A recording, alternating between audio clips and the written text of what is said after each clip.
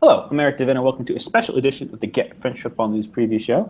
Today, the first part of the program will put a special focus on Ligue 2, and to do that, we have a trio of guests from Football Radar. I'd like to welcome Matt Quelch-Wools and Will Gane, and from Meatman Soccer, Steve Wyss. Before we get into the program, just a few news bits here. On Tuesday, Angers reached their first Coupe de France final in 60 years with a dramatic home win over Guingamp. Both had led 1-0 for much of the match, but Alexandre Letelier's dramatic penalty save from Jimmy Briand preserved the margin before Carl Toko Ekambi made it 2-0 at stoppage time. Yesterday, Paris Saint-Germain joined Ligue in the final with a 5-0 win over Monaco. Ligue 1 leaders played a decidedly rotated side with Andrea Raggi and Valère Germain, the only regulars being included in Léonard Jardim's starting 11. While the Monaco youngsters were valiant in their efforts, forcing a handful of good saves from Alphonse Areola, the match was largely one-way traffic. And the final for Angers and PSG is set for May 27th at the Stade de France. Also, the UNFP today announced the finalists for their Player of the Year awards. There's going to be William Cyprien, Thomas Lemar, Kylian Mbappe, and Adrien Rabiot. No surprise for young players. They have a new award this year. It's Best Overseas Players. The nominated for that are N'Golo Kante, Antoine Griezmann, Ousmane Dembele, and Karim Benzema. For Keeper of the Year, there's Daniel Subasic, Anthony Lopez, Kevin Trapp, and Baptiste Rene. Manager of the Year, Unai Emery, Lucien Favre, Jocelyn Gourvenec, Léonard Jardin. And for Player of the Year, Edinson Cavani, Bernardo Silva, Marco Verratti, and Alexander Lacazette. That is all the news for now. Do be sure to follow us on Twitter at GFFN. Visit our website at www.getfootballnewsfrance.com and rate and review us on iTunes if that is the platform to which you're listening to this program. So there were, of course, players nominated in those same categories in Ligue 2 as well, but that's why we brought in the experts today to talk about that. Thanks for coming on, gents. As preface, Ligue 2 has a reputation of being a rather dour division, low on goals and somewhat dull if that's what you're after. But we've seen a very close race for promotion this year and not a few surprises. Steve, I'd like to start with you. Strasbourg are a club with a really storied history. They've been in Ligue 1 for most of their time as a professional club. But they are a recently promoted side. The investments that the likes of Brest, Reims, and Lens have made now has a team that was in the CFA 4 years ago. How have they brought themselves back to the brink of a return to the top flight? Hi Eric, hi everyone. It's not a total shock to me to see a team coming up from the national division and getting a promotion, because actually in 5 of the last 7 years that has happened, and in fact 3 teams even went up as champions, Metz and Bastia included there, and it could easily happen again with Strasbourg right now. At the turn of the century, this was a club going well, a solid league outfit. I think they won the Coupe de France in 2001. Coupe de la Ligue in 2005, and then it just kind of went downhill. They got into financial trouble, and it was a downward spiral. I think in 2011 they were relegated to the CFA 2 division, which is about tier 4. 2 straight promotions, and then a couple of solid years in the Ligue Nationale, and then they finally managed to get promoted last year under a different manager. I may add, a bloke called Jackie Duguperu, a bit of a legend at the club. They were a very, very solid defensive team last year, but they completely changed their approach by hiring a new manager, Thierry Lauré, who got promoted with GFC Ajaccio last time he was in Ligue 2. And to be fair, they did give a good fight of themselves last year, didn't they, GFC, Eric? I think you'd probably agree there.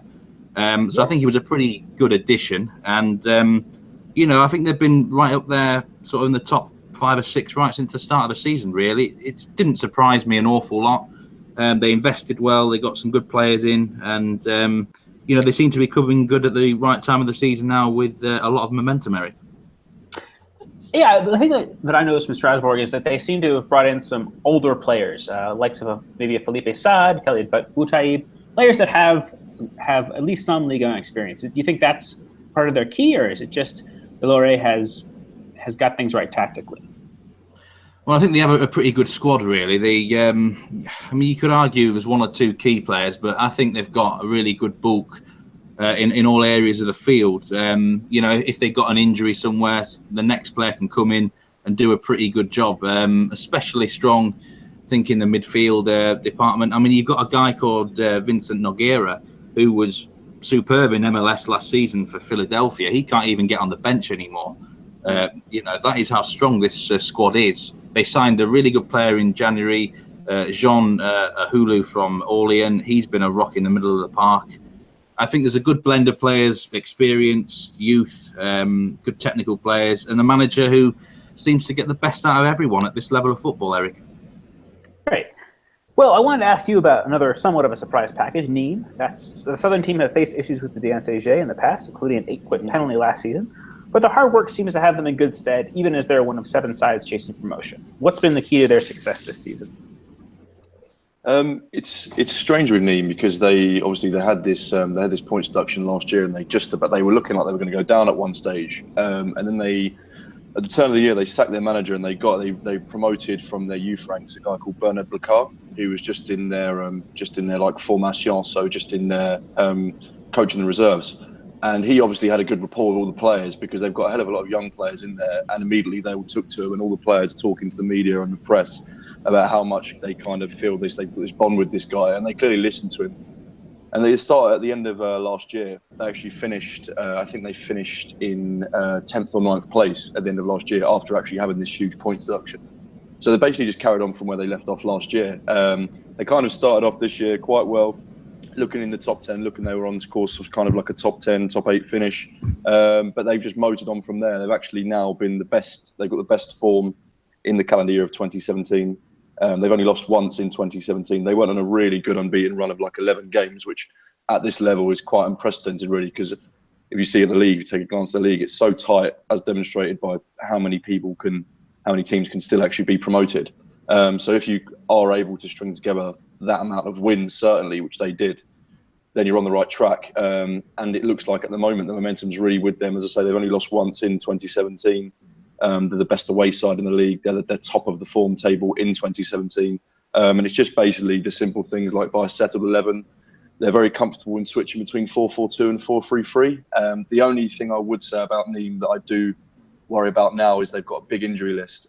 They lost their star man Rashid Alaoui, who was absolutely smashing it really before he got quite a bad injury. He fractured his ankle, and it's the season over for him. That happened back in March.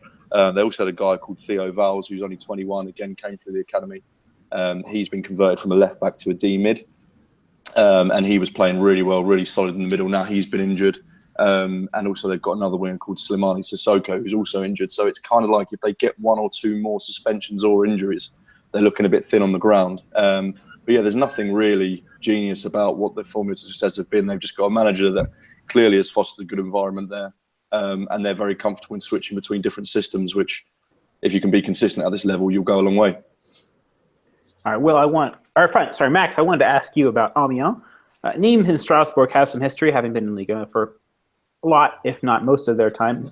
But Amiens have never been in the top flight, and even if they've fallen away in the last couple months, they're still just a point off third. What can you tell me about this club's history and also what they've done right this season? Well, Amiens are really in the best period of their existence, to be honest. This season, their most notable accomplishment was the 2001 Coupe de France final, where they in fact lost on penalties to Strasbourg.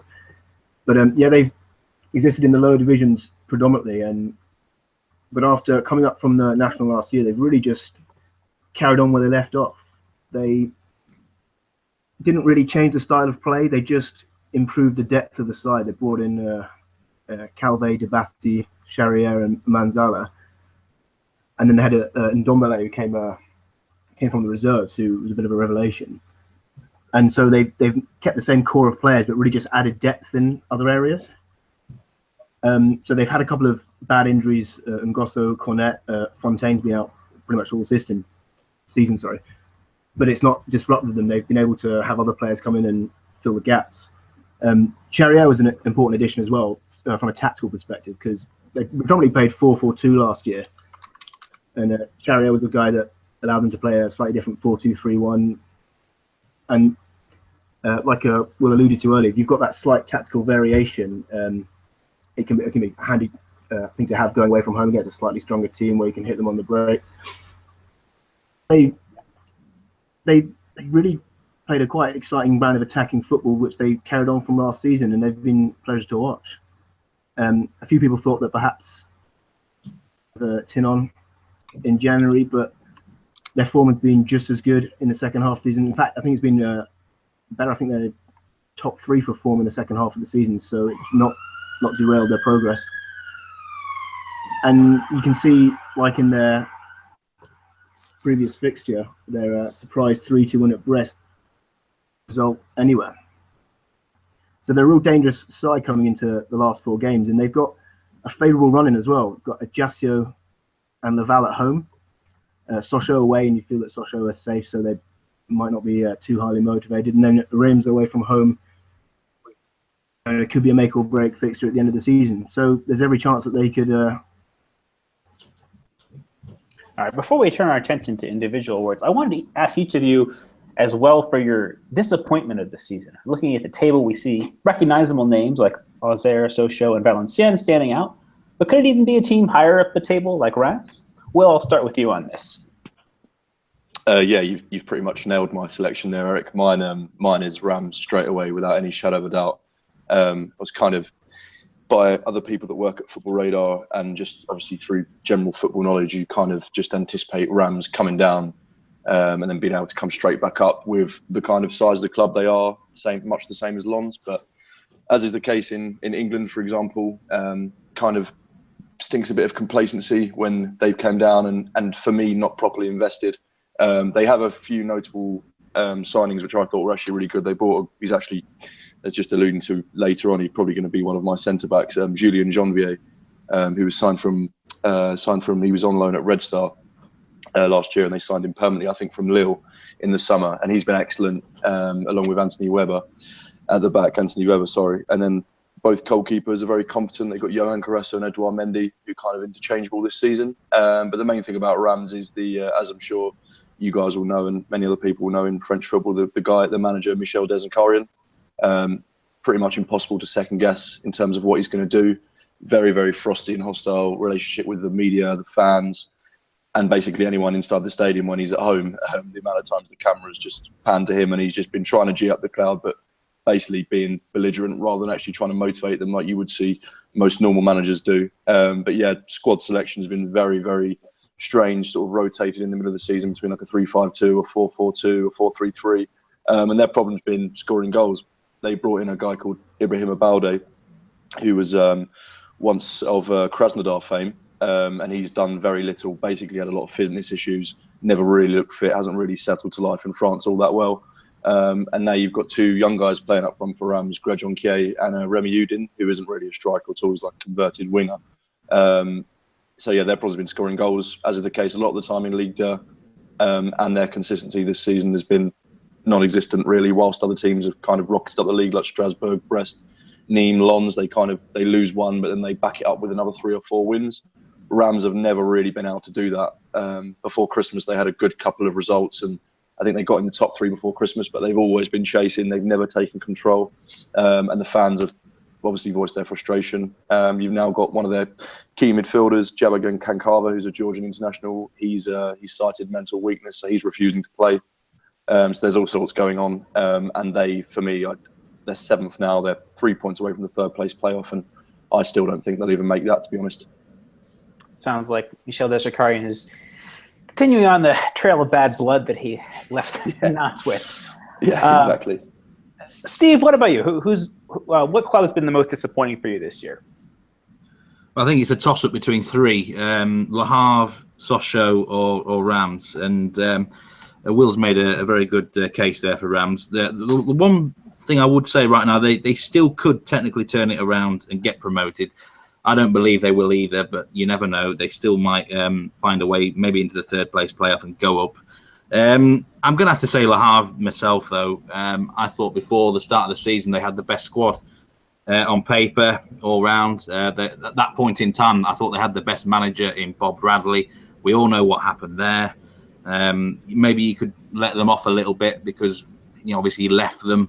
But at that point in time, I didn't think they were that great anyway. And since then, guys come in, the second in command, Oswald Tanko, and he hasn't really impressed me much, to be honest. He should be doing far more with this squad. I think he's made some questionable team selection.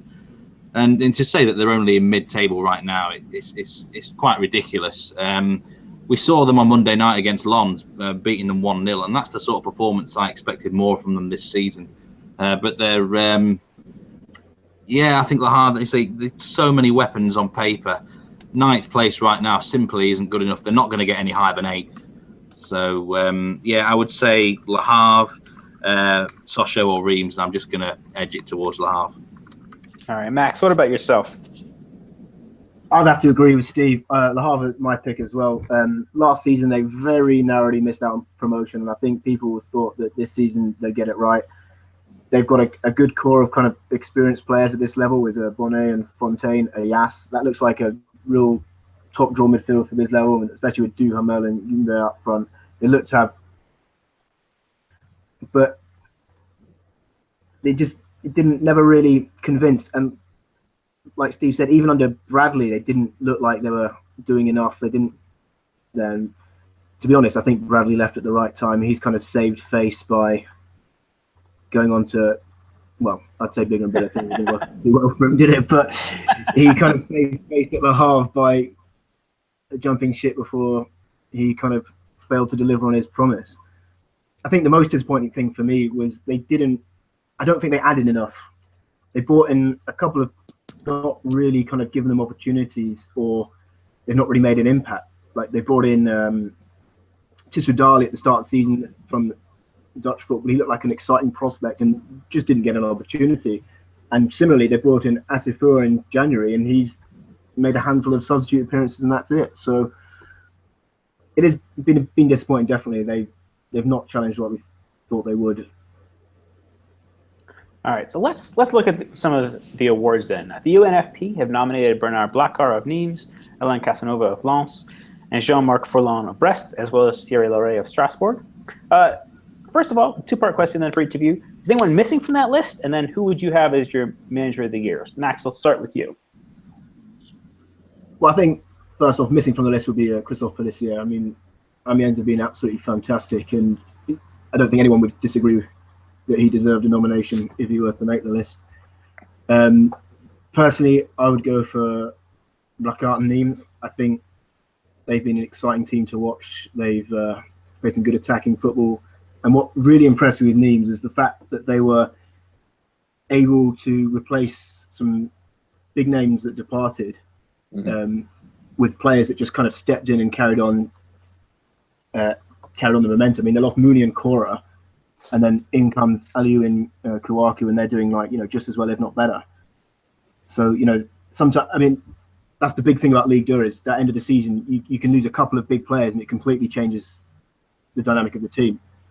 Whereas here they've lost a couple of big players and it didn't change a thing. They carried on exactly where they finished off last season, and as Will said, they look like they're the team that's got the momentum to really grab that promotion.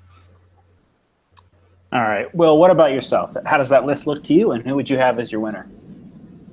To be honest, I totally agree with what Max has said. I think that was, unfortunately, that I kind of had Nimes in my team at Football Radar, so they're kind of I kind of fly the flag for them basically around the office, saying, watch Nimes, when people try and tell me that Ligue 2 is a boring league. So Blachar was always the one that I was championing, just because it's kind of a bit of a romantic story coming up through obviously the formation, and basically I think Nimes were going to be subject to some financial fines at the start of this season because Blachar hadn't completely finished all of his badges that were required by the FFF. So it's like another thing which obviously you wouldn't expect to happen in professional football, but this guy was basically had so little professional experience of management, and then he comes in and obviously absolutely killing it with this small group of players. But as Max said, they've invested really well, bringing in Rashid Alaoui and obviously Christian Kouakou. Those two players, as Max said, replaced Mounier and Koura, who are now playing in Ligue 1. So just to foster that kind of environment, it's a bit of a fairy tale story. I'm not entirely sure if they'll be able to see it all the way through, but I mean, even if they make the playoffs or even if they finish in the top 6, it's still an incredible season to do with the resources they've got. I think Blachar again for me. Steve, any dissenting opinion for you, or anybody missing from those nominees? Well, first of all, whatever the UNFP have been smoking, I wouldn't mind a piece of it. I mean, how on earth does Alain Casanova get on that list? I mean, realistically, they would have to, for him to be on the list, they'd have to be about 10 points clear for me. He's at the biggest club, he's got the biggest resources, really, and he's probably got the biggest reputation, so I've no idea how on earth he gets on the list. For me, it's quite simple. Christophe Pellissier should be on the list, and he should get Manager of the Year. Amiens, you know, going into the season, I think most people would have predicted them to go down. You know, so to get them this high up and in with a chance of promotion right now, for me, the vote would go to him. I just want to mention one other manager who I think deserves a mention, Jean-Louis Garcia from Troyes, another team which perhaps, you know, I don't think too many would have expected them to rebound in the top 6. You know, this is not to the same extent of Amiens, but, you know, I think he's done quite a good job to steady a Troyes ship, which was so, well, it sank right to the bottom of the ocean, didn't it, last year in Ligue 1? So fair play to him. Yeah, and obviously I've got to give a mention to Bernard Blacard. What a great job he's done at Nîmes. So if it was, for me, it would be between Blacard and Pélissier. I would personally give it to Pélissier because I think he's just done a hell of a job. I mean, taking a team that many would think rock bottom into the promotion race. A hell of an achievement. All right. Moving on now to our team of the year. For goalkeeper of the year, we have the UNFP's nominees are Nicolas Duché, Fabien Farnol from Le Havre, Régis Gertner from Amiens, and Johan Hartog from Brest. So, but for you gents, the expert observers, Max, I'll start with you. Anybody missing from that list, and who would you have? It's a decent list. I've been pretty impressed with Rufi Mandanda this season, but it's one of these things. He looks good because he's had a lot to do. So, you know, sometimes if they tend to pick a team with a better defensive record rather than someone that's, you know, standing out every week. But I was pretty torn between Farnol and Gertner, and I've just edged it to Farnol because, I mean, to contradict what I've just said, Le Havre do have the best defensive record in the league. So, but now he's been a big part of it. So, Farnol for me. Well, what about yourself? Yeah, I was going to leave this one to the boys really, because for me it was between Hartog and Duché, but I'm a bit, as Steve said about Casanova, he should have done a lot better with his resources. I kind of get a bit resentful of watching Lens because they're such this huge club and they just keep bottling it. They keep, after they give 3 to 4 good results, and then they do something like on Monday when they were just absolutely terrible, and then prior to that he lost 1-0 at home to Auxerre. So I don't really want to give it another Lens player in my team. So I'm happy to go with Farnol there with Max. I don't want to give it to Duché. Okay. Club loyalty there. Steve, what about yourself? I would personally give it to Johan Hartog. I think he's made some crucial saves for Brest this year. He's probably been worth up to maybe 10 points to them. There was a period, maybe a month or two ago, where he was just like a brick wall. Nothing could get through him. It was quite ridiculous. That game against Rams away, I think it was 1-1, and Rams should have scored about 5 or 6. It was crazy stuff. Yeah, I mean, there's a case for all these goalkeepers on this list. I think it's not a bad representation of them, really. And obviously, I think I agree. Fabien Farnol's been excellent for Le Havre, but you know, Brest have been at the top of the table. There's been a lot of pressure on their matches, and I think Hartog's come up really big in some crunch games, and they're going to need him to keep coming up big in the last 4 matches if they want to go up. So, yeah, he would be my call, but I don't think there's a clear standout in this particular market. All right. So we can say Farnol as a consensus, or do we want to lean towards Hartog? I have to agree with Steve. I think you could pick any one of the keepers here, and it wouldn't really be that different. It's been a pretty tight contest. Tight because of a level of quality as opposed to a lack thereof. Yeah, I think I agree with that. Yeah, there have been some good keepers this season, but I'll give you Hartog if you considering you both were going to go for him, so you can have Hartog in there if you like. All right. So Johan Hartog is our consensus keeper of the year in Ligue 2. Turning now to right back, Max, we'll start with you. For me, it's got to be Junior Sambia of New York. Sorry, he was a centre mid by trade, but he's been converted into a right back by Dennis Renault, and he's just come on leaps and bounds this season. He's surging runs from right back. He's got a free kick in him as well, and he just keeps getting better and better. And he's only 20 years of age. I mean, I'll be very interested to see whether he continues down his career path as a right back, or he switches back to centre mid at some point. But at the moment, I think he's the best fullback in the league. All right. Max, what about, or well, Will, sorry, what about yourself? Yeah, mine's a similar sort of thing in terms of age. I'm actually going for a bit of a rogue shout just because of my love for Nîmes. It's Sofiane Alakouche. He only came in the side on the last game before the winter break. He's just come from strength to strength. He's played every game where available. He's received international recognition now for the French under-19s. So he's gone away with them. And it's weird because he's 18 and he's one of those players that when you actually see this guy playing football, it makes you feel old because he looks like someone that you'd just be at school with. He's really tiny. So you think he'll be incredibly lightweight in defence, but he's actually, because he's very technically good, he's not one of those players where he has to make up for his own mistakes. He kind of just anticipates the game very well. And going forward, he's brilliant as well to go in an attacking Nîmes side. He gets down the wing a lot during the games. So yeah, for me it's Alakouche, but that's just a bit of a rogue shout. So again, right back was one where I was pretty happy to just let Max or Steve have their own shout on it. All right, Steve, do you have a different option than either of these two players, or? Well, I've got to be honest. If I was to produce a formation for best team of the year, I would actually go 3-5-2. I don't believe there's any really brilliant left or right backs in this league this season, so it's a difficult one. God, I mean, if I had to stick a name on there, maybe you could say Gaëtan Ballor at Brest, but I don't really have a strong feel either way. Interesting, you mentioned Sofiane Alakouche there, Will. Got to say he has come on from strength to strength, hasn't he? And the two games he missed recently, I think the one game they lost was at Sochaux. He didn't play in it, I don't think. And that's right, yeah. So they certainly missed him there. Difficult one. I mean, I think I'd be happy with either of them two guys in the team, and also it's nice to get some of the sort of less fancied teams sort of noted on the scoreboard here. I mean, it would be nice to get a Niort player in there, for example, because they're a bit of a team that's underrated in a way. Yeah, I was going to say, having actually seen Zambia, I did watch 2 of Niort's cup matches, and he was someone that impressed me both against PSG and what was the other match that I saw them in against Sarreguemines? I know that's an amateur side, but I would have to agree. He's a very physically imposing player, and his pace and energy. He's kind of I don't know, maybe I don't want to sound crass with this, but maybe Issa Sissoko, but with a little bit more quality on the ball.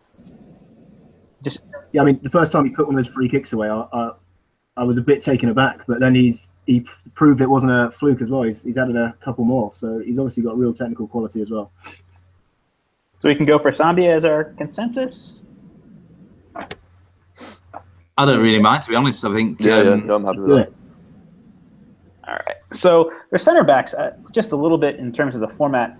Just to get each pick 2, and then we'll see if we can form a consensus out of that. Max, I'll start with you. I've gone for Khaled Adnan of Amiens. As he was last season, been a rock at the back again this season. As I said before, one of the keys to their strengths is having a group of players that they've kept together from last season, and he's the main man at the back. And the other one I've gone for is Briançon of Nîmes. They obviously get a lot of credit for their attacking football, but I mean, you don't finish that high up the table if you haven't got a few good defenders as well, and he's the linchpin of their defence. So my 2 picks for that position are Adnan and Briançon. Okay. And Will, what about yourself?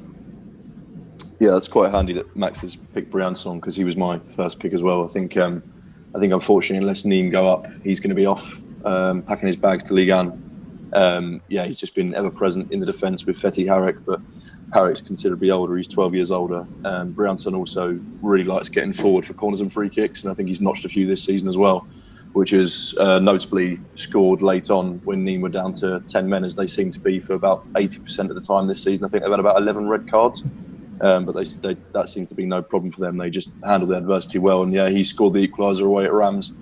And yeah, he's just been, as Max said, he's only 22 years of age, but he's already got a hell of a lot of Ligue 2 appearances, which generally, even across the continent, if you do that in England, you see with young English players like Nathaniel Clyne, for example, another defender. He stayed at my team, Palace, for 200 odd appearances, and then went off got a move at the right time, and you see how he's flourishing now. So I think the same thing's going to happen with Briançon.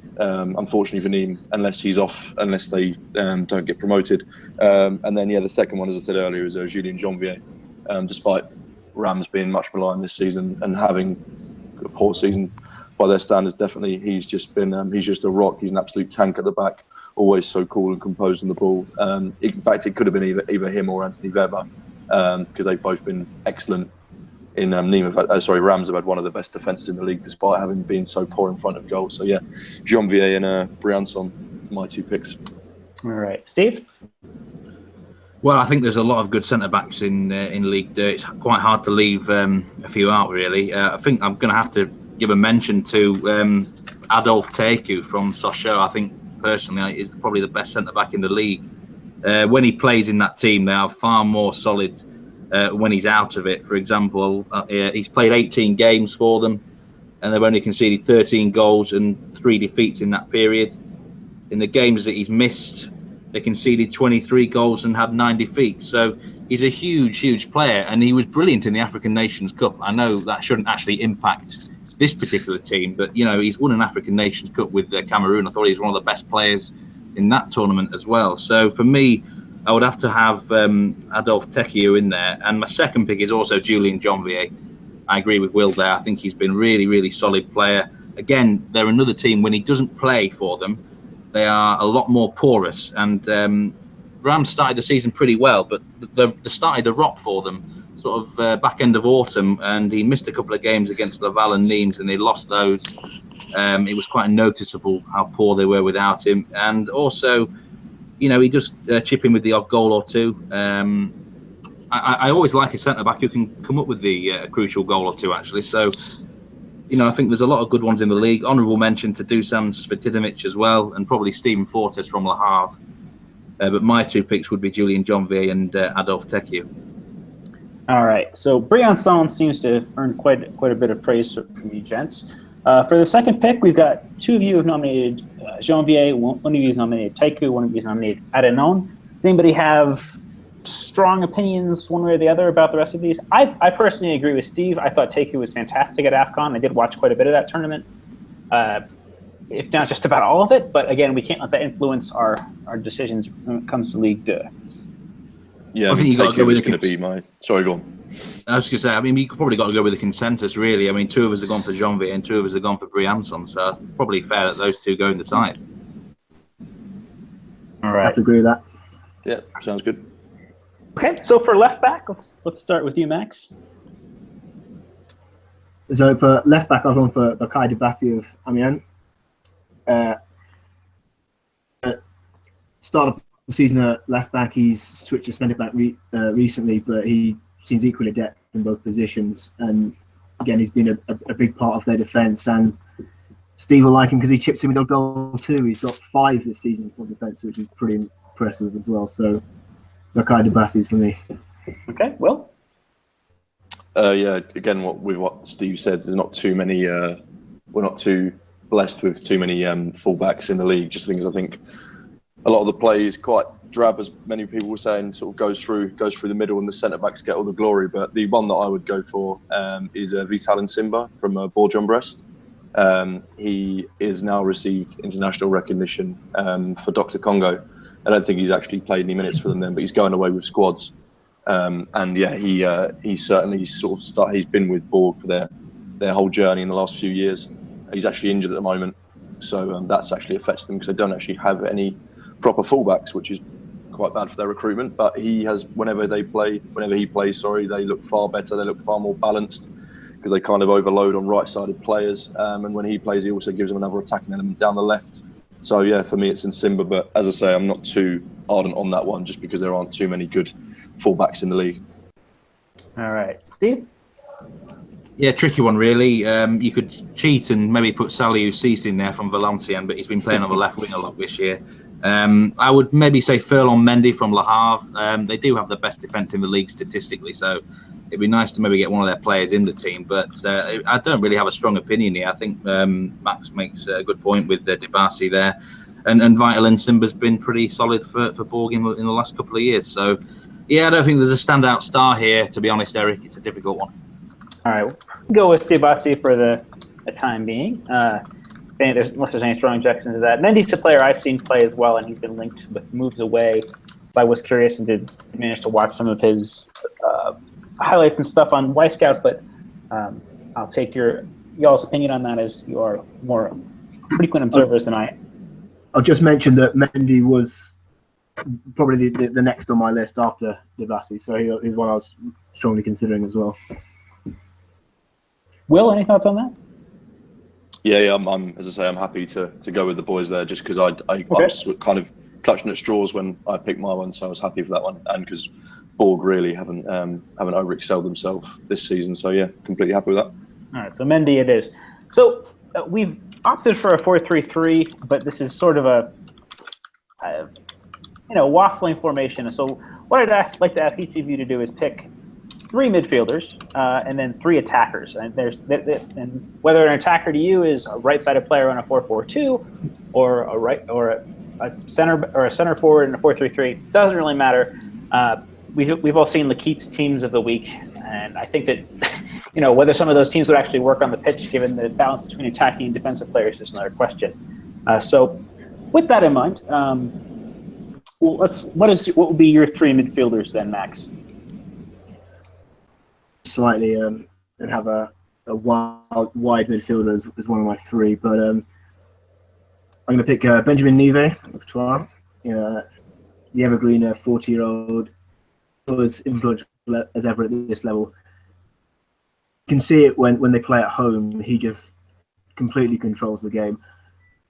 He's replicating it away from home, but at home particularly, he's just completely in control. And a big reason Nian's got so many goals is he gets from Nive. So he's number 1. Bostock's another kind of a shoe-in for Player of the Year at one stage, but he's kind of fallen away a little bit recently. But nonetheless, I still think he did enough in the first half of the season to warrant inclusion. Kind of similar to Nive, he plays in that number 10 role and just kind of conducts the play. And then my 3rd pick, who is a winger really, but I had to get him in somehow, is Dennis Bouanga of Tours.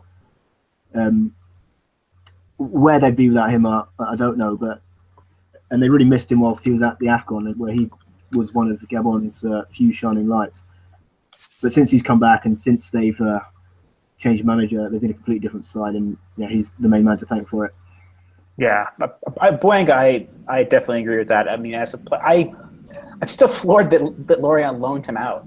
Honestly, crazy. I do really wonder. I know Marvo's come on, but I think Bouanga in that right side of attack would have suited Lorient just fine. I think he certainly has the caliber to influence play, and if Lorient do go down, I would be surprised if he went to Ligue there with them next year. Will, what about yourself? Yeah, I'm going to, as Max has done as well, I'm going to cheat a little bit. But to be fair, he has playing in attacking midfield, so I think I'm allowed sort of justified in including him. It's the first pick at number 10 is Khalid Boutaïb. Again, another player that went away to AFCON. And since he's come back, he's really hit the ground running. He's got 8 goals since coming back from AFCON, despite being injured as well. And he's just kind of been so consistent since they've signed him. I think they signed him from Gazalec Ajaccio last season. And he's just been fantastic this year. When available, he is always on the team sheet. And what Lowry's done in the last sort of couple of months, actually, he's kind of switching between a 4-3-3 and a 4-4-2 diamond, which they were using primarily at the start of the season, the diamond, and they switched to a 4-3-3, had some success for it, but with it, they don't really have many wingers. They've just sort of got mainly central players, and they've put Boutaïb at attacking midfield, and they've put Baptiste Guillaume and Jeremy Blyack up front. So you've got him playing behind those two. So it's an incredibly attacking style, and I think they are the top scorers in the league. So he is my number 10 there, just in that pick, just because I think it just speaks for himself. And then the other 2, I really didn't want to, much like my resentment for Lons, I really didn't want to include Bostock, just because of being a Palace fan, and still have disdain for him when he left us when he was 16 and thought he could go on to pastures new, and obviously spent sort of 3 or 4 years travelling around the world, and then he's finally, I think obviously now he's found his level, and he probably will play in Ligue 1. But Bostock's got to be in there just because of Max says in the first half of the season he was absolutely exceptional, looked to cut above, just dictating the play, goals and assists galore. And just alongside him, actually, his teammate Benjamin Bourigeaud, He's kind of stolen the limelight from Bostock, in the last couple of months. Bostock, as Max said, has tailed off with a couple of knocks, and his influence has waned while Bourigeaud has stepped up to the mark, and he's now being linked with Nice amongst other clubs. I think it was last season it was Bourigeaud and Cyprien and can't remember the other guy that went to Mainz. It was a trio of those three in central midfield, and two of them got picked off, and I think unfortunately Bourigeaud is going to follow suit unless Lons get promoted. So yeah, sorry Adam, just reminded me it was your Baban who went to Mainz. Thanks Adam. So yeah, it's going to be Bourigeaud, Bostock and Boutaïb in the middle for me. All right, Steve. Yeah, let's start with the obvious one, John Bostock. I think he's been one of the best players in the league this year. Just a pure engine, box-to-box midfielder. And yeah, in that first half of the campaign, he was simply superb. He has to make the team. Not much else to add there, really. My second pick is actually going to be a Nîmes player, Tehi Savanier. I think he's been a bit under the radar this year with 11 assists and 7 goals. He actually was suspended a lot earlier in the season too, so he's only had 28 games to actually do this in.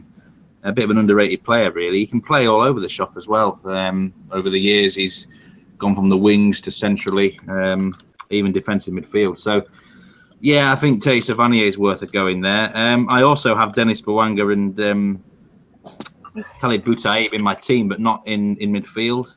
I would like to actually give a mention to Johan Kor for GFC Ajaccio. I think he's looked really good, especially since the second half of the season.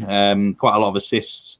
He's just looked so classy on the ball since the winter break. Looks very at ease. He's been toying with some teams. And GFC, quite an exciting team to watch in recent months. And I think Johan Kor's been one of the main reasons. You could have him left wing, right wing, left midfield, right midfield. So, yeah, I'm going to have to pick John Bostock, Tehi Savanier, and Johan Kor for my 3-man midfield. All right, Bostock seems an obvious consensus there. Bouanga, how would we feel about including him as one of our forwards? Definitely, he should be in the team for me, yeah. Yeah, I was going to include him on the left anyway, so I'm happy to have him wherever.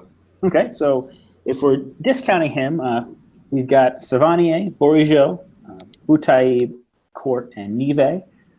Does anybody want to add something for one of those players that they didn't mention themselves? No, I don't think particularly. I would just say that because obviously we've only got one striker. I think Max has chosen 2, but I would say because we've only got one striker, I would kind of press for Boutaïb to be in that 3, if at all possible. Just because we've got, I think Steve and I have done 1 and Max has done 2, but I guess we'll just see how it comes out. I've done the complete opposite as well. That I've up front, so I think he's definitely going to make it somewhere. So we can put him up front. Forget about him in midfield for a minute. But the only reason I did that was struggling to leave out a forward, so I put Bouanga in midfield. So let's see what the forwards are, yeah. Bouanga can stay. Let's see what the forwards are, and we can come back, can't we? All right. Let's look at our attacking players. And Max, who are the 3 you've picked?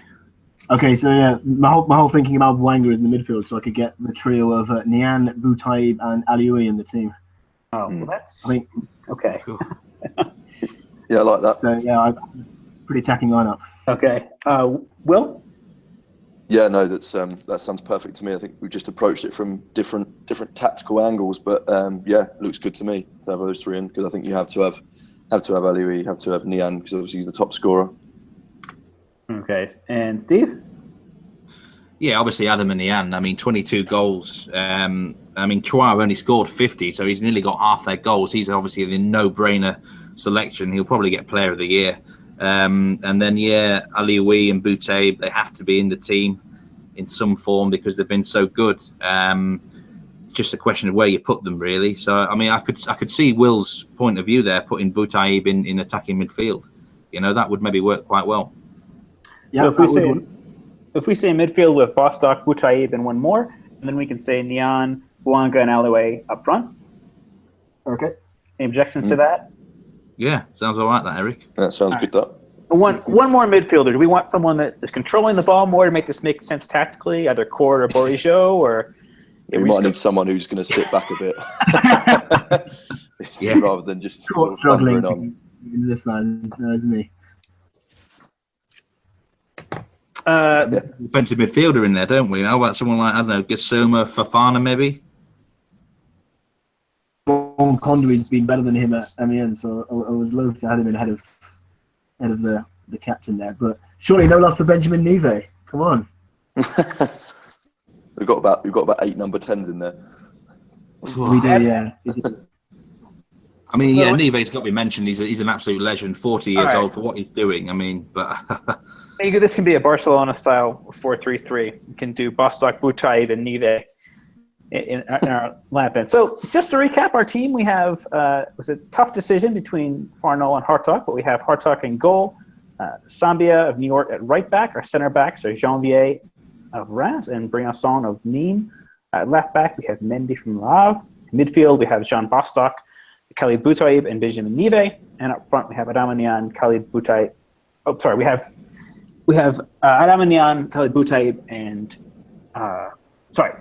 one more time. We have Adamanian, Rashid Aliwai, and Dennis Bouanga as our attack. My apologies. Does that sound all right to you, gents? Any other players that didn't make the cut you'd like to mention? I think we've mentioned them all, really. Yeah, we've been pretty comprehensive. I think this team would be interested in Ligue 2. Actually, I think it could go one or two ways. Yes. Yeah. It's only got the firepower. So. Yeah, 70 scored, 65 conceded, or something like that. Yeah, that's fine. So to conclude, Player of the Year, the UNFP have offered up the ageless Benjamin Nive, Jean Bostock, Adamanian, and Rashid Aliwai. Anyone missing from that shortlist, and who would you have? Starting with Steve.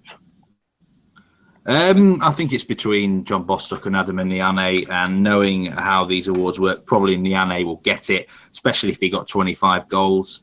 It's not a bad list, really. I mean, you could always make a case for 2 or 3 more to come into it, but I say for me, Bostock and Niane have been the 2 best players. All right. Max? It's got to be Niane, hasn't it? I mean, 22 goals, 5 assists, that sort of contribution is massive at this level. The one player I think probably should have been, could have been nominated was Boutaïb. All right. And Will, any additions or dissent in terms of Niane taking home that award? I'll agree with Niane, just because obviously scoring that many goals. I think Diedu did it for Clermont last year, but scoring that many goals at that rate as well, I think he scored them all pretty quickly, kind of hit the ground running, and the rate he scored them at is ridiculous. So it would have to be him, but I would say for me, just from watching him personally all season until he got injured, Rashid Alaoui has just been fantastic to watch. He's just gun-ho, shoots from everywhere, incredibly quick, brilliant feet, so he would be a close second for me. Yeah, I will say too, for those of you who aren't that familiar with Ligue 2, it is often the case that the leading scorer in the division has considerably less goals than the leading scorer in Ligue 1. So it is a little bit more defensively oriented league. So Niane's achievement is really pretty impressive in terms of raw numbers, even if he has cooled off a little bit in the second half of the season. Finally, just we're a little short on time, I did skip a question we had about the playoffs. Who is best equipped to stay in Ligue 1 and become established should they get promoted? Angers did really well with this, with a strategy of candy buys from fellow Ligue 2 sides, but this season's 3 promoted sides have struggled pretty mightily. So just one team that you think has a good chance of going up that would do a good job in establishing themselves, a la Angers? Max, I'll start with you. It's a pretty difficult question because it obviously all relies on whether that team that goes up keeps the players that got them there. I would go for Strasbourg because I think they showed when they got promoted last season that they recruited really smartly. They got in players that knew the division and they got in some good experience. And if they can do the same again, if they got to Ligue 1, then they'll have a good chance of staying up there as well. All right. Well. Unfortunately, we're going to have boring consensus. I totally agree. Just from a point of view of recruitment, as Max said, I think they made about 7 or 8 signings, and you looked at all of the signings and you thought, yeah, they all make sense. And going into Ligue 1, if they can carry on as they are now, they're in superb form. It's completely in their hands whether they go up or not. They're just they're tied on goal difference with second place Brest. So as long as they can get up, they've got the financial power as well. Obviously, being historical name in France, no one's going to sort of frown at the possibility of going to Strasbourg, and they've got a lot of backing. I think the chairman's called Marcel Keller, and he seems to have given Lowry last summer certainly a hell of a lot of money. And I imagine that if they get promoted now, he'll do the exact same, and you could again see it, as long as they keep the general core there. If they kept Boutet, if they kept Dimitri Linard, if they kept Alujo, Baptiste Guillaume, for example, as well, as a player that's come on leaps and bounds, if they keep that general core and recruit well, I see no reason why they can't certainly finish in the bottom half of Ligue 1. All right, Steve? Yeah, I think the bigger clubs have a better chance of doing well in Liga. I mean, look at the three that came up this time. And Metz are certainly the bigger of the three, and at the moment they've done the best, haven't they? So I would have to say Strasbourg or Lens would have the best chance. Strasbourg obviously have more; they're in a better financial position, so I could see them coming up and finishing sort of the lower end of mid-table. Really, I think they'd go quite well. All right, thank you so much for that, gents. We did run a little bit long today, but I appreciate your patience and your knowledge and expertise. Please do follow all these guys on Twitter. Max is at FRFootballMax. Will is at FRFootballWillG. And Steve is at MeatmanSoccer. You can also see his betting tips at meatmansoccer.com. Once again, thank you so much, guys. And I appreciate your patience bearing with me again.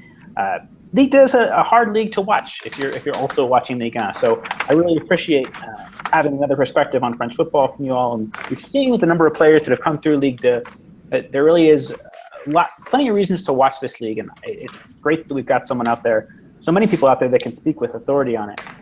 So thanks again, gents. Hope to have you on again, maybe to preview the season come July or August. Thank you again. Yeah, thank you. Enjoyed it. Thank you very much, Eric. See you guys. Yeah. Cheers. Bye-bye. Cheers, guys. All right, now let's bring in Adam. Adam's been waiting patiently here for our slightly overrun league discussion. So look forward to the weekend. How are you doing, Adam? Yeah, good. Thanks, Eric. How are you? Good. Thank you for your patience today. No worries. Before we get started, I wanted to get your take on the UNFP nominees. Just to Yes. recap, we have Cyprien, Lamar, Mbappe, and Rabiot for young player. Any objections to that, and who do you think would win? Yes, I think I've been looking at them sort of as a whole for the last day or so since they came out this morning. And I think there's one problem with them on the whole. They're very PSG centric, which is nothing new with this sort of award. But there's a lot of PSG influences that I don't think are really deserved. I think in young player, I think Cyprien, Lamar, and Mbappe, 100% fair enough. But with Rabiot, I've never been his biggest fan anyway. So perhaps I'm a little bit biased in this regard. But I don't know that he's had the season that other players have had that perhaps might deserve a sort of a shout in the top four players of the league. You look how well Valentin Vada's come through at Bordeaux. He's been absolutely fantastic for a long time. Malcolm and Kamano have been brilliant there too. Even if you look at Toulouse, Alexis Blanc and Issa Diop have been absolutely fantastic this season, really broken through, really exciting young players. Maxime Lopez, I think all of those players have had much better seasons than Rabiot. So I think that's a little bit of PSG bias on the UNFP's part. So, but the other three, fair enough. And Thomas Lemar has been outrageously good the whole season long. I know Mbappe's had a tremendous impact since sort of November time. He's been absolutely brilliant. But if we're looking at a whole season, my pick would be Lemar there. I think it's hard to disagree with any of your sentiments there.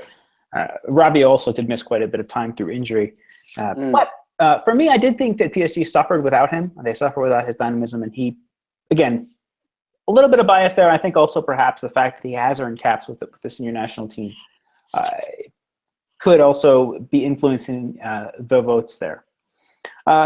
Best overseas player, N'Golo Kante, Antoine Griezmann, Ousmane Dembele, Karim Benzema. Yeah, that's interesting. Again, I think it's three are fair enough, but I don't know how Benzema snuck in there. I think the other three are obviously obvious choices, but from Benzema's point of view, he's had a very average season for Real Madrid, and it seems that he's in there because he's carrying Benzema. I don't think he really deserves to be in there, but I'm not sure you could overlook. Well, I think it's very close. Kante has been possibly the best player in his position in the world this year. He's been absolutely fantastic for Chelsea. It's like having two men. As Ranieri famously said last season, that he wouldn't be surprised if he swam across the ball and headed it in himself at one point for Leicester.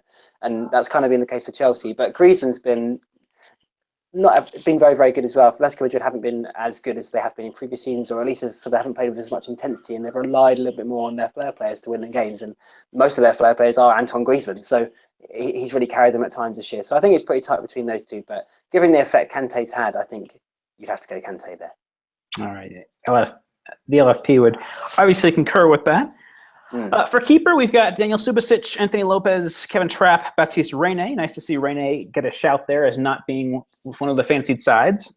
Yeah, definitely. I'm pretty happy to see Rene in there too. But the biggest sort of gripe I have with this list is that Kevin Trapp has found it into the top 4 goalkeepers in Ligue 1. He hasn't even been first choice for much of the season. Okay, when he's come in, he's been more solid than he has been than he was last year. He hasn't dropped as many crosses. He's a very good shot stopper. He's made 1 or 2 very good saves, but he still doesn't look 100% confident. He still looks like he's got a mistake in him. I don't know how he's found it into the top 4 goalkeepers. I think there are a lot of other better options. I know that Zanetti have had a very poor season, but at times Stéphane Ruffier has saved them on a number of occasions, and I think perhaps you could even argue he's been worth 5, 6, 7, 8 points this season for them. So I'd like to see him in there perhaps. And I think Alban Lafont's had a really, really good season as well, considering his age, and he's, for a goalkeeper especially, to be a teenager and playing in one of the top 5 leagues in Europe and doing so fantastically well. He's got cat-like reflexes. He's very, very difficult to sort of shake. He's very confident in the way he goes about things, but a little bit rash at times. But he's very young and he'll learn. I personally think he's had a better season than Trapp, so I'm very surprised to see him in there. And out of the 4 that they've chosen, I think possibly Rene deserves it, because I don't know that any of them overall have had the best of years. I know Lopez and Subasic have been fine, but I can point to, especially Subasic, you can point to mistakes he's made in the Champions League. And I know it's a league award, but even so, I think he's not been as solid as you would hope. So I think Rene deserves it there. Yeah, I would actually have to concur with that. Out of the nominees that are mentioned, I think that even as a Lyon fan, I think that he's been less than his best this year. And I think Subasic hasn't been quite as good as he's been in previous seasons as well. Kevin Trapp, I think, is part of a mix of a number of players. Johan Cardinal could be in there too, Ruffier, Alban Lafont, that are right on that edge. I think that there's really, perhaps any number of 4 or 5 keepers you could have in that spot. It's a bit of a muddle, but yeah, I think Rene. I wrote a piece on him for the site a few weeks ago as being one of the most underrated keepers in Ligue. I mean, he's gone through some promotions, relegations, Ligue 2, Ligue 1, but he's persevered to become a really impressive keeper. And I do wonder whether he wouldn't be staying in Ligue 1 if his club don't. Manager of the year, yeah, definitely. We've got Unai Emery, Lucien Favre, Jocelyn Gourvenec, and Leonard Jardim. I think one of those, as the kids show would say, which one of these doesn't belong. It's pretty obvious, isn't it? It sticks out. Emery sticks out a bit like a sore thumb there. And again, it's a very PSG centric list, and I'm not really sure why. They've had an average season at best. They were humiliated in the Champions League, and Emery, there was that game against Lorient before Christmas. They won it 5-0, to be fair. But if they'd lost that game, I think he would have lost his job. And he's been on sort of the brink of, in terms of his credibility as PSG manager, at least, given the way they've played at certain times this season at many points throughout the year. So how he's one of the best 4 managers in Ligue 1, given that they won the league by 31 points last year and are now 3 points behind Monaco, or they're very much in a fight to win the league, or Monaco have been fantastic, of course. There's a little bit of a caveat to that. But it's been a step back this year for PSG. There's no way to look past it. Blanc did, as far as this year's concerned, did a better job last year. So I don't know how Emery's found his way into there, but the other 3, I think, are very much deserved. Who I would replace Emery in that 4 with, I know, again, people listening to the pod will know that I'm a bit of a Toulouse fan, but when you look at the last 3 seasons and how close they were to being relegated, and the work Pascal Dupraz has done to get them to come to mid-table, had an outside shot at Europe, he's brought through loads of young players. They've beaten PSG and Monaco at home this year. I wouldn't be adverse to seeing him in there. Conceição had a brilliant impact at Nantes since Christmas and really turned them around, and really, they're sort of a top 8 team now.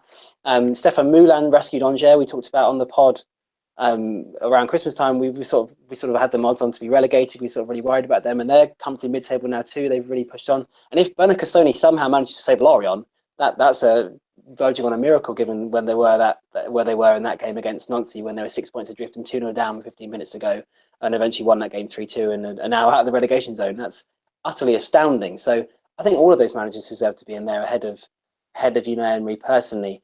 Out of the other three, Gourvenec's done brilliantly well over the last 6 months or so, really got the best out of his team, bringing through the young players, as we've mentioned, both on the pod and in our Guardian piece.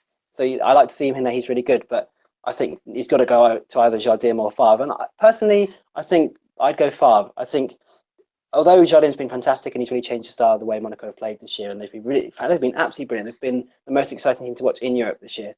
But when you look at the resources they have sort of comparatively, I think Favre has had the most impact on his team. The fact that Nice are still, they're obviously unlikely to win the league, but they're in the race, up until pretty much right at the end. And if you look at the comparative, the money they spend on players and the players they've got in their squad, I think Favre's had a bigger impact overall. So I'd have to go Lucien Favre there. Yeah, I wholeheartedly concur there. I mean, I know Jardim's done fantastically well, but the financial disparities in bringing in the likes of a Benjamin Mendy and a Djibril Sidibe for the money that they cost compared to Remy Walter last winter, or a player on loan like Pereira, or bringing in Dalbert. I think there's quite a spread there in terms of financial resources. So well done, Lucien Favre. For me, player of the year, Edinson Cavani, Bernardo Silva, Marco Verratti, and Alexander Lacazette. I think Cavani and Silva are pretty nailed on. The other two, I don't know. What are your thoughts, Adam? I like Lacazette being in there. I think he's actually quietly had a very, very good season. I know he's been a little bit in out of form, but he's, you can't deny how many goals he scored and how clinical he's been. He's even just from the last time I saw him play, which is the Besiktas game. Some of the attacking play and forward play, some of his finishing, some of his movement was outstanding. So I think he's at times he's really sort of hit the heights in terms of his whole career. Perhaps he's probably had some of the best performances and some of the sort of the most assured displays of his career this season. I know that there was 2 seasons ago when they pushed PSG, all the way to the end of the league title. He was very, very good that year, and he, that was a real breakthrough season for him. But he's been possibly the most consistent year he's had. So I like that he's in there. Verratti's an interesting one. Since Christmas, he's been utterly unbelievable. He's been so good. Against Metz when they won that game 3-2. PSG were last week. We talked about it last week a little bit. PSG weren't great. They didn't play very well. But Marco Verratti's passing, his close control, his dribbling was absolutely sublime. He is Andres Iniesta good when he's on form. I think he's one of the best players in the world on form, and he has been on form since Christmas. So it depends whether he deserves to be in there given the course of his whole season. He wasn't great before Christmas. He was a bit anonymous before Christmas at times. So I'm on the fence about him. But there are so many players that could be in there. And you think Fabinho, he's so crucial for Monaco, and given how far they've gone in both Ligue and the Champions League, and how much they rely on him in midfield, playing that 4-4-2, which could be quite open with the 2 central midfielders. He's been absolutely brilliant.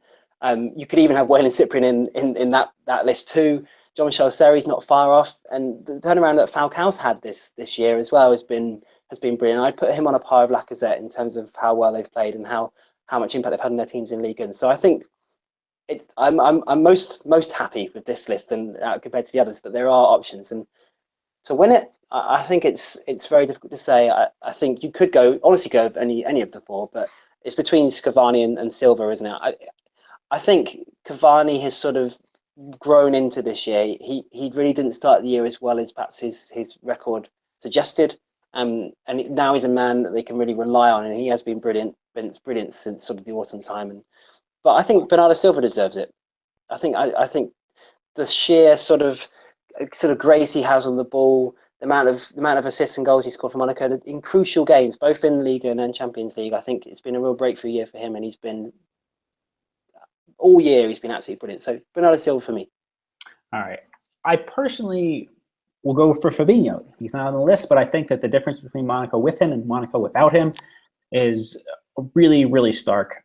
We saw that in the Coupe de la Ligue final and a handful of other matches that he's missing through suspension this season. I think he has to make it. He's a little bit more just defensively oriented than some other central midfielders we might have, like a Verratti, like a William Cyprian, like a Seri.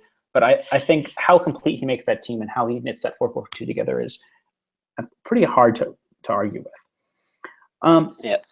Now we're going to fly through a couple of previews, starting with Monaco-Toulouse, and that's the early match on Saturday. Adam, Toulouse have had a frustrating couple of months. They seem to be putting themselves back together, get back into contention for Europe with the sign of Andy Delors and the run they went on in his first few matches, but they've sort of stuttered of late. Is it time for Pascal Duprat to push further with his use policy? We've already seen him rely heavily on the likes of Diop. Kelvin Amian has come into the team for Steve Yago at right back. The two young midfielders, Bodiger and Bland, have had decent seasons. But we see him push this even more. I'm looking at the likes of players like Mathieu Cafaro, Dori Lukubiako, Ibrahim Sangare. Yeah, I think there's scope to push it. I think he's a type of manager that you can get the best out of young players and really develop them in their careers. You know, he's the type of manager that will bring young players on. But I think with Toulouse, they need to strike a balance. I think he's done that since he arrived at the club. He's brought young players through, yes, but he's also relied on players like Oscar Trejo, who's been brilliant this season, Martin Braithwaite as well. And, you know, Christophe Julien's, although he's come in this year, he's 24, so he's not necessarily a young player. And those sort of players he's really made the most of too. So I think he needs to strike the balance. And you can't necessarily bring the young players through just on a whim. They have to be the right time for them. They have to be at the right stage in their career. They have to be good enough. You know, they have to be able to handle making that step up.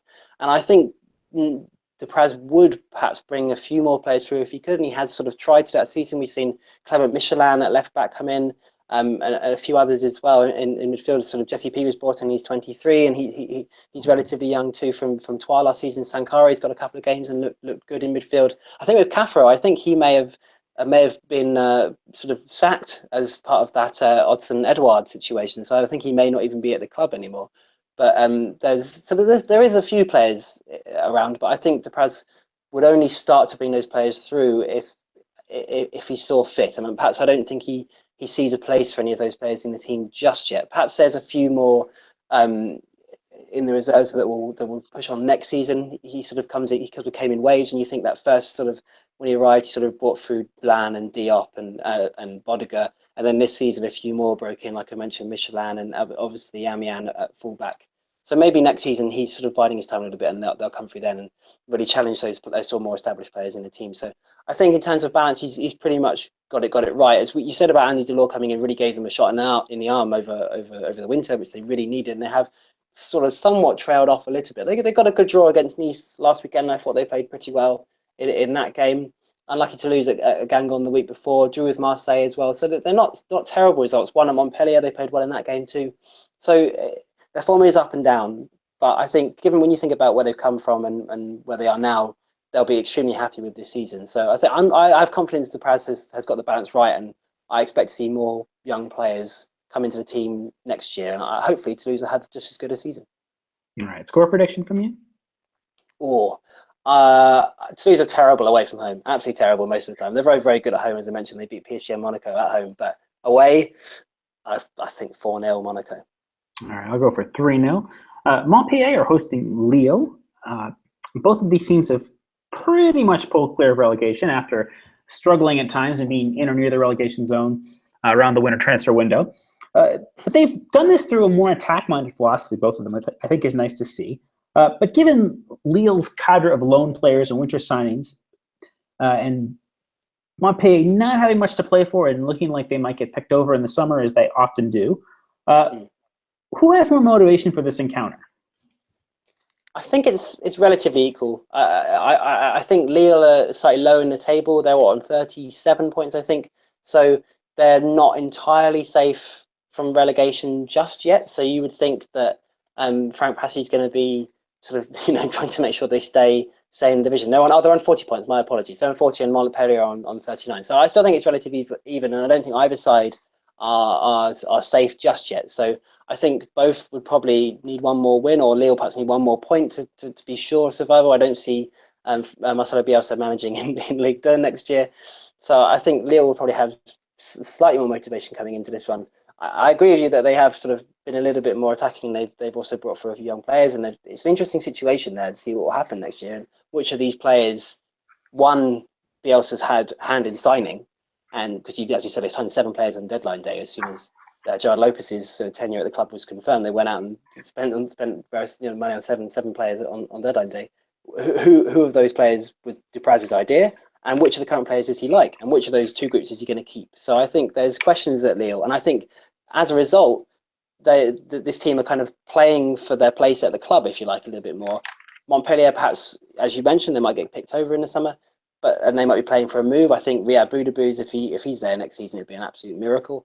But there are a few others there as well, perhaps looking for a move. So I think a lot of both teams are playing for, at least areas of these teams or players within these teams are playing for their future, either this club or another club. So I imagine that there'll be certain individuals who will be, pretty well motivated to put in a performance.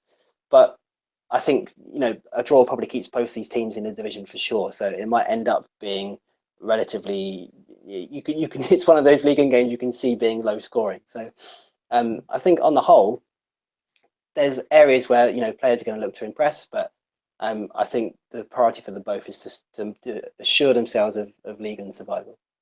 All right, I'll go with the 2-1 Montpellier win. They tend to play quite a bit better at home. Lille are a little dicey on the road at times. What will be your prediction? I'm going to go 0-0. 0-0. All right. Albeit build up about attacking play does not seem to have phased you in that prediction. Let's conclude the program. Again, sorry we're a little bit over time here, but PSG are away to Nice. PSG played a full-strength side in the Coupe de France, but given Monaco all but abdicated in that match. Is that a mistake from Unai Emery? Nice do have some injuries. Looks like Maxime Marchand is also out for the season, but Paul Bice will probably come in for him. They're still a tricky proposition, as we've seen. Do PSG need to be worried about this match, or are Nice going to have their feet up after recording some disappointing draws recently? I don't think that they'll have their feet up just yet. I know that it's very unlikely they're going to challenge us 4 games to go. They're 6 points behind. Monaco have got a game in hand, so they're on the verge of being out of it really. But I think this is still a prestige game for Nice. Sorry, I think coming into this weekend, they'll want to still have an impact on the title race. And who knows, they could pit PSG to second with a win here, which would be an unbelievable achievement for Nice to finish above PSG.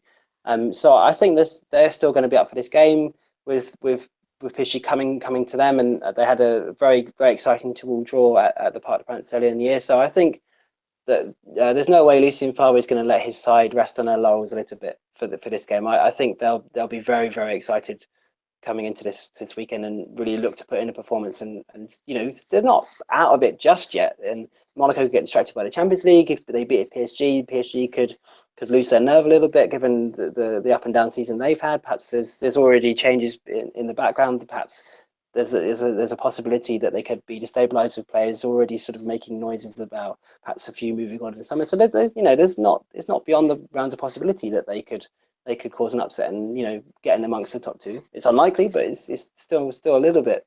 There's a little bit of possibility there, and they've got nothing to lose. At least they're definitely finishing 3rd this year, at least whatever happens, and they may as well give it all. They've got no cup competition to worry about.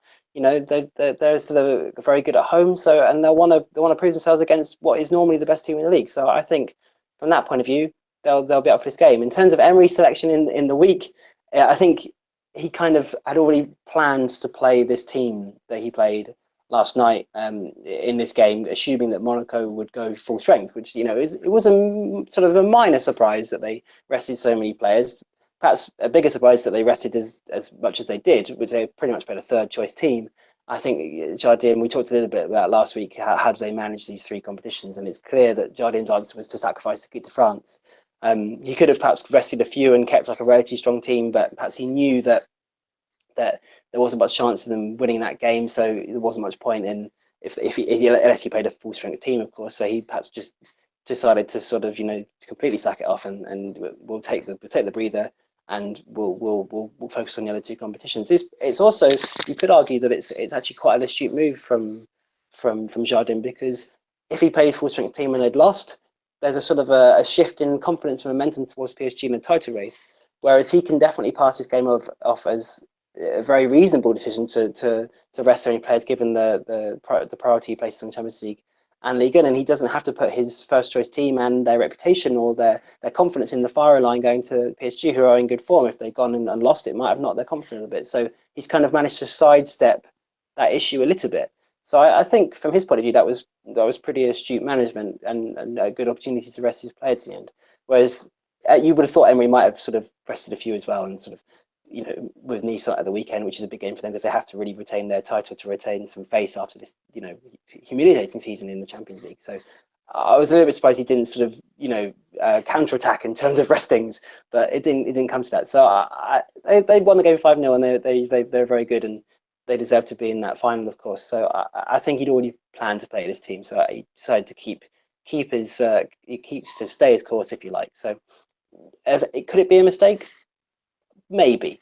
Nice will have the advantage in terms of rest and recuperation from the weekend. You imagine a very similar PSG team would start on Sunday night. So there is that to consider. But I think overall, given they went out to Champions League a while ago, they rotate anyway. You wouldn't hope that fatigue would be too much of an issue for PSG coming into this one. So it could prove to be, but at the moment, I'd say probably not a mistake from Emery's point of view. All right, what would be your score prediction then? I'm going to say 1 each. All right. I was also going to say that. I will go with, I don't think this is going to be a tie scoring and attack-minded as the reverse fixture. So I'll go with a 2-1 PSG win. That is all for now. Apologies for running a little bit long this week.